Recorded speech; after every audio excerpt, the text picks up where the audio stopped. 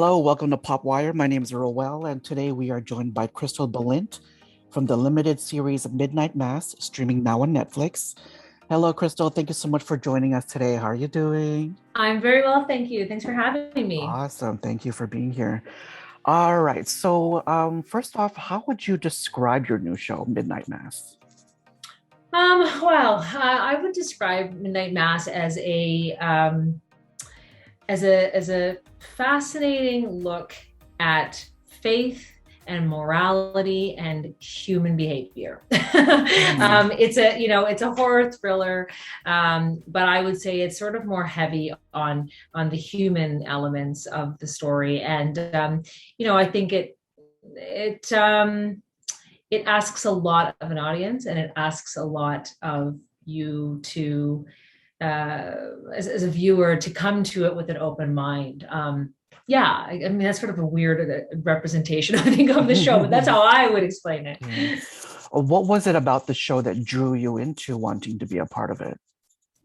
Well, I when I first got the breakdown for the show, it was there were very, very few details. It was under a working title. There was only one sentence to describe my character. I'm not even sure if there was a description of the show when I got it, so I knew very little about it when I auditioned for it.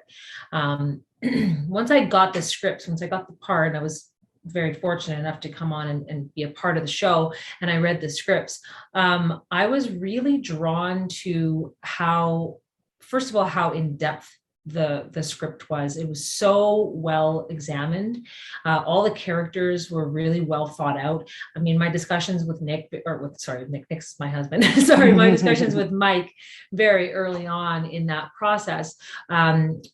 It was very, very apparent to me how much time he'd spent on this. And that was really appealing to me because you don't really get an opportunity to work on those types of projects these days.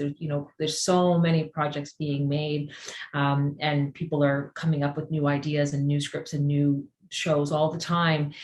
For me, it was the first time I'd ever worked on something that someone had spent and invested so much of their own creativity and their own personal experience into it. So I was really drawn to that. And as I got to know Mike a little bit more and got to know some of the people in his sphere who have worked on projects with him, I just was like, I became so enamored with the project. And yeah, I was really drawn to the personal elements of the show.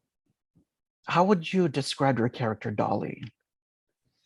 So Dolly is a woman of great. I want to say she's probably fairly highly regarded in the community. She's the wife of the mayor of Crockett, and Crockett was once a somewhat thriving community, but it has been hit with a number of issues that have caused a lot of its residents to leave. So there's a very small community now, and Dolly is a fairly regular face in the community. Like I said, she's the wife of the mayor, so people know who she is, and she's sort of relatively prominent.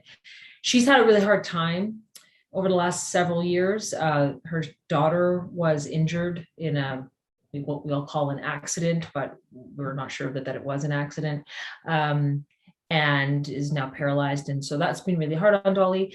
But she's a woman of great faith, and she's really relied heavily on her faith to see her through some of these significant challenges that her family and her community has had to undertake over the last several years. But when we meet her, she's in a really hard place. And through the show, we don't really get to know too much about Dolly. We really sort of only get a touch of who Dolly is on the show. But for me, as an actor playing her, I mean, Dolly's motivating force is love. She really loves her daughter. She really loves her family. She really loves her community. So that's sort of what drives her decisions at every turn, even the poor decisions that she ultimately makes. It's all in an effort to continue to see her community thrive, which she really gets. So Dolly is a person who is a believer, and she believes in her family. She believes in her husband. She believes in her love. She believes in her God. And speaking of God, Midnight Mass is very heavy on religion, which Mm-hmm. might be a deterrent for some people. What would you say to those people to try to pull them in and to convince them to check out the show? Um, yeah, I would say I was a little worried myself. Not worried. Worried is not a great word. I had the thoughts about this while working on it, that, there would be some people who might be offended by the show or might take issue with some of the themes of the show. I myself am not a practicing Catholic or Christian, but I know people who are, and I have people who are close to me who are. So that certainly came into my mind, that it would be a bit of a turnoff or cause it, ruffle some feathers. But I would say, if you can come into it with an open mind, knowing Mike's personal story and his journey with religion, specifically Catholicism, and his journey with all religions, because he's done a tremendous amount of research. It's really a question about faith, and it's less focused on one specific religion, and it's not really even like it's not really an attack of one religion, or it's more of an analysis about human nature. Religion just is sort of the vehicle by which we sort of tell that story, and it's the vehicle by which these characters go on their own specific journeys through their own experiences. I would say just try to see through that and look at the people, look at the characters, watch them go through their journey. Religion is the playing field that they're telling the story, but it's really not the crux of the story. The crux of the story is the people. The crux of the story is the relationship, and it's the choices that those people make through those relationships. That really is what we're talking about, and that's the discussion that's really being had, I think, by the show. Yes, absolutely. Yeah, I think it's very character driven, which is awesome. So in general, for the series as a whole, what can you tease about the show to get people hyped up and will want to tune in? I think, well, first of all, I think Netflix has done a tremendous job of creating a lot of energy around the show. Their publicity campaigns have been, I was excited watching all the little teasers and stuff, and I knew exactly what was coming. So I think they've done a really tremendous job of just getting the word out and sort of putting little snippets of things in people's ears and eyes. For this series as the whole, I would say, listen, if you're interested in a character-driven, as we both said, a character-driven drama that really takes you on a ride. And it isn't a fast ride, but it is a fantastic ride with a lot of ups and downs and sharp turns and corners, then I think this is the show for you. I mean, there are a lot of really fascinating twists.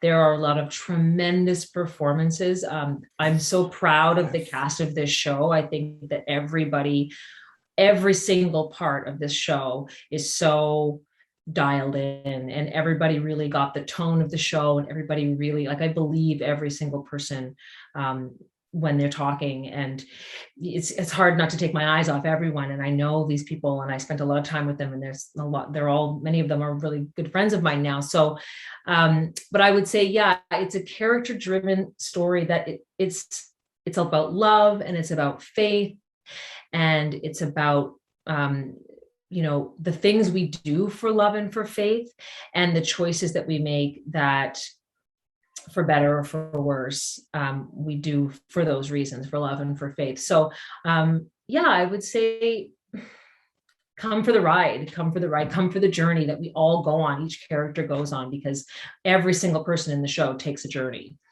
and it's a really exciting one.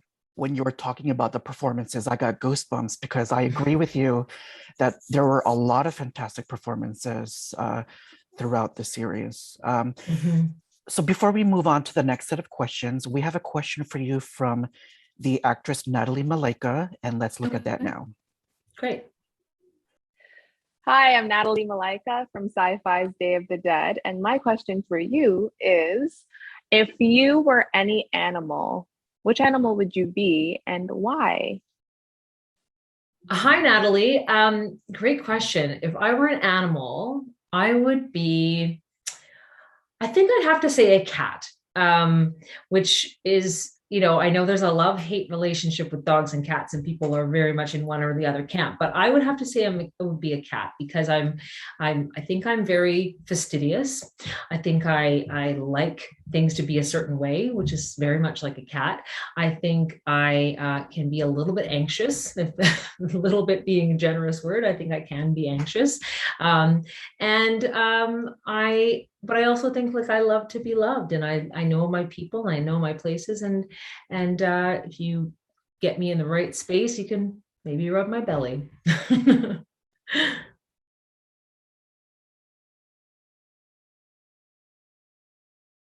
There's a scene at the church where Father Paul is trying to get your daughter Lisa to get up from her wheelchair and come to him Mhm. as her mother, Dolly. Can you tell me what was going through her mind at that moment when he was egging her on? Oh yeah, that was such a great scene to film. It was so great on paper when I read it, because I didn't, again, like I didn't see it coming, just like most audience members probably don't see it coming. It's incredibly frustrating, and especially I'm a parent myself. So when somebody tries to push your children in a direction that you know they're not ready for, whether it's parenting stuff or just developmental things, or if anyone's a parent out there who listens, they probably remember, know what it's like when someone tries to step in and parent for you in a direction that you're not quite comfortable with. So that's part of what was going on for me in that moment, was like the audacity of this guy who we only just really met. I mean, we're still sort of getting to know who Father Paul is at this point as a community, and this community is very tight, so he's very new. And then for him to have the audacity to, what we believe is, to humiliate her Mhm. and to try to force her to do something that we know she can't do. I mean, we've struggled through it for years that she will never walk again. And so it's incredibly frustrating, and it ignites in one, and it ignited in me. And as Dolly, that what you hear about the mama lion or the mother bear, where you just want to get angry. And it's actually really interesting. It's a good plot point for Dolly, because throughout the show, Dolly is really kind of subdued, and she's very dutiful, and she's a very quiet woman. She doesn't really say very much, and that was by design. So it's actually one of the few moments you get to see Dolly have a reaction that is much bigger than who Dolly really is. And that's actually very telling about the kind of woman and the how strong her bond to her daughter is, and the motherhood urge that sort of just takes over, where she kind of comes at him a little bit. And that was very much from that place of, how dare you? That's my child. And you just mentioned that your character is very quiet. Did that add some kind of challenge to you to without using words, and to like use your emotions when you're acting? Did that present any kind of challenges? Yeah, I mean, listen, it's it's always challenging, I think, as an actor. It's very easy to get lines and just be able to like throw all your stuff into those lines. It is a challenge for me, I think, to, we rely, just as human beings, we rely very heavily on our words to communicate. And so when you get a part like this where you don't really say anything, or you have very few words, or you have very few opportunities to emote verbally, you do have to really find a way to strengthen your backstory, your character work, all of those things, so that you can more specifically articulate your storyline. And I knew going in fact, Dolly ends up getting more, she says more in the end than she did originally in the scripts. And she was always in it in the same sort of capacity that she is in this final iteration of the show. But I had to really find a way to really embody Dolly in a deeper way than I might have if I had had more lines, because it meant more to her story for people to see how she reacted physically in a lot of those pivotal moments, like some of the big surprises that we see through the show. And speaking of some of the big surprises, when Lisa stood up from her chair and walked to Father Paul, can you explain what that feeling was like for Dolly to witness that?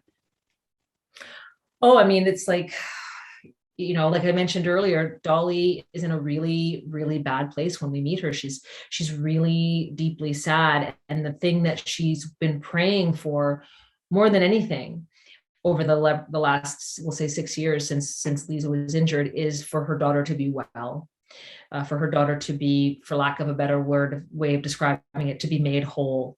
And it's the thing that keeps her up at night. It's the thing that, haunts her during the day. And so it's basically one's biggest wish, biggest desire being answered. And to take it a step further, it's the biggest desire that everyone tells you is impossible suddenly happening. It'd be like if you lost someone and they came back to life, like the things that it's just like, it's overwhelmingly positive. So much so that it's hard to digest, and so where I tried to just focus that energy was, what is it like to get what you've always wanted, and it almost be too much to handle.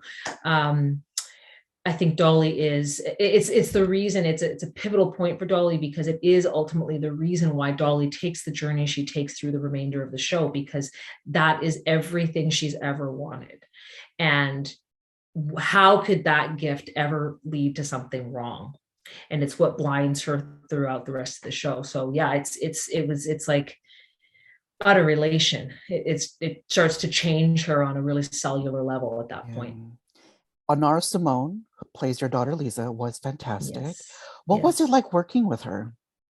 She is a tremendous young woman. We had a table read back in early March, just before the pandemic, just before everything shut down.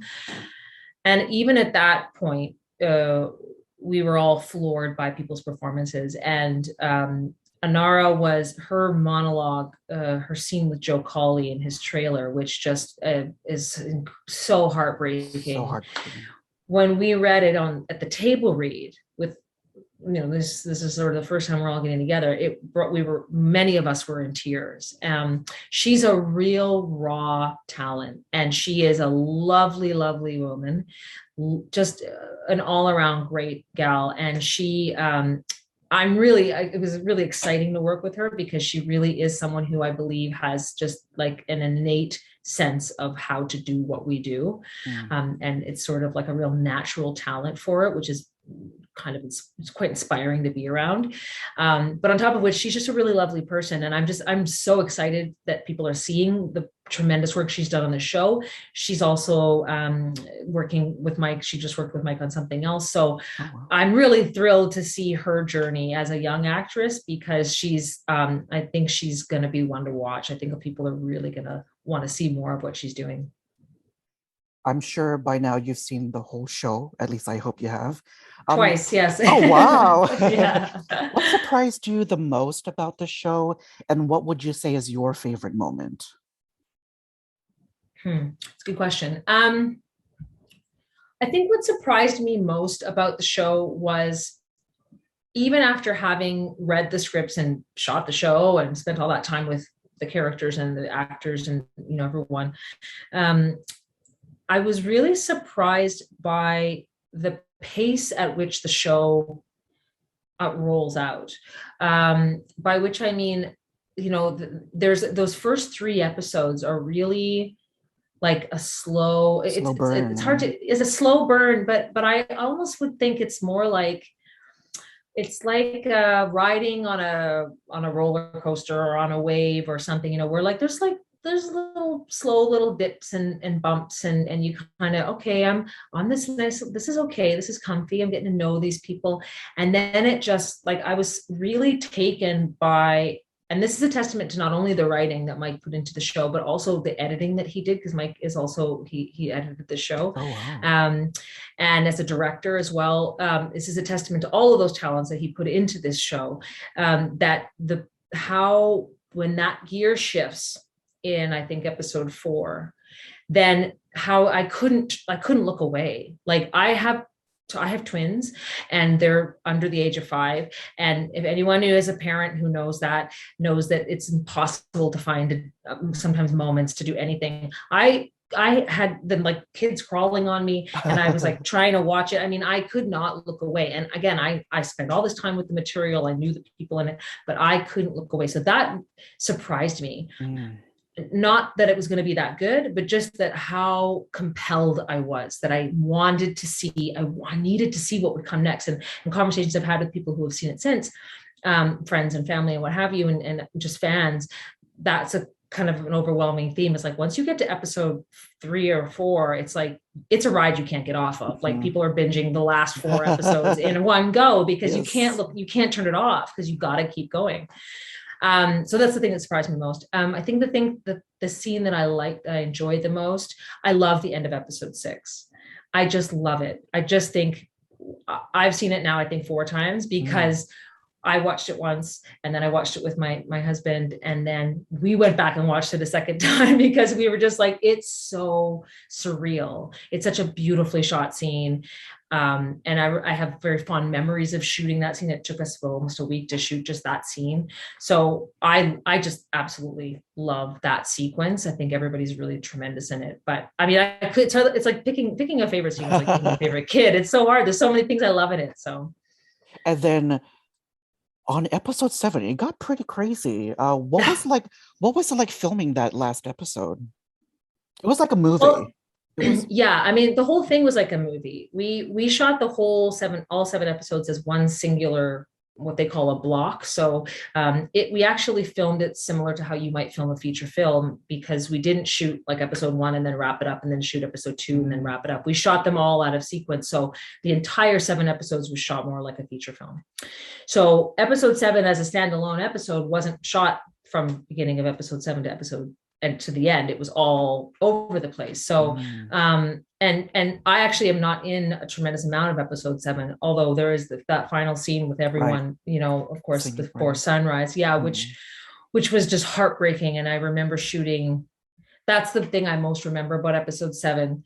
What took place in episode 7 rather, was that scene, because we had a very tight window of time with which to get it, because the light had to be just right. And it's very specific filmmaking alchemy that has to take place. But we as actors were so emotional that day. And we knew that this scene was a pinnacle of a whole journey. And so it was really hard to contain the emotion. And I think we only really got like 2 quick takes, because again, it was also dependent on the lighting and everything. But I was really moved by that whole experience. And so that's what I remember most fondly about episode 7 and the filming of it. And I think that this actually leads into my next question. Do you have any like fun behind the scenes moments from the set that you'd like to share? Yeah, I mean, listen, we had a lot of fun on this show, and you might think we wouldn't have, because it's such a heavy, the material is so heavy, but we really all clicked. Again, Mike has a really keen talent for pulling together great people to work on his projects. And as you know, many of the people he works with, like to come back and work on other projects with him. So there were some repeat people and then some new people. And we just all got along like a house on fire. I mean, every time we spent time with, if there was any number of us in there, whether it was a few of us or all of us, there were lots of laughs, you know. And again, this is during COVID, so this was kind of our key socialization, but we played a lot of cards. And so I have very fond memories of a large group of us playing, you know, crazy eights or playing crib, or, you know, just sharing stories. And I couldn't isolate just one, but I just have so many fond memories of just killing time on these late nights, sometimes exterior shoots, like well into the early morning hours, and just having a lot of laughs and a lot of good times. It's funny that you say house on fire, because that's exactly what happened, right? That's an interesting, metaphor. Because that's what happens in episode 7. Yeah. And then finally, do you have any other upcoming projects that you'd like to talk about? Hopefully you get to work with Mike again in the future, maybe. Yeah, well, I actually was very fortunate to work with Mike on this next project for Netflix, which was Midnight Club. They shot that over the course of the summer, spring and summer here in Vancouver. So I was very fortunate to be invited back to work on that. And that's kind of it right now. That'll be out next year, so you can watch for me in that. You said Midnight Club. Is that like an extension to Midnight Mass, or is it No, completely it is different? not. Very different. Okay. Just two projects that happen to have the word midnight. It's Okay. based on Christopher Pike writing. So it's another sort of series that is based on the writings of Christopher Pike. It's an adaptation of his work, and it's again another tremendous cast as well. So Okay, because I was hoping that somehow your character survived and you would be reunited with your daughter Lisa. oh, wouldn't that be a Somehow. nice dream? Oh, Yeah. sadly, no. Oh. All right, so we'll definitely look forward for you in that Midnight Club on Netflix. Thank you so much, Crystal, for your time. Thank You're you, so everyone, for welcome. watching. Don't forget to like, comment, and subscribe. And be sure to check out Crystal Balint's new limited series, Midnight Mass, now streaming on Netflix. Thank you so much, Crystal. Have a Thank you great so much. day. Yeah, you too. Take Appreciate good it. care.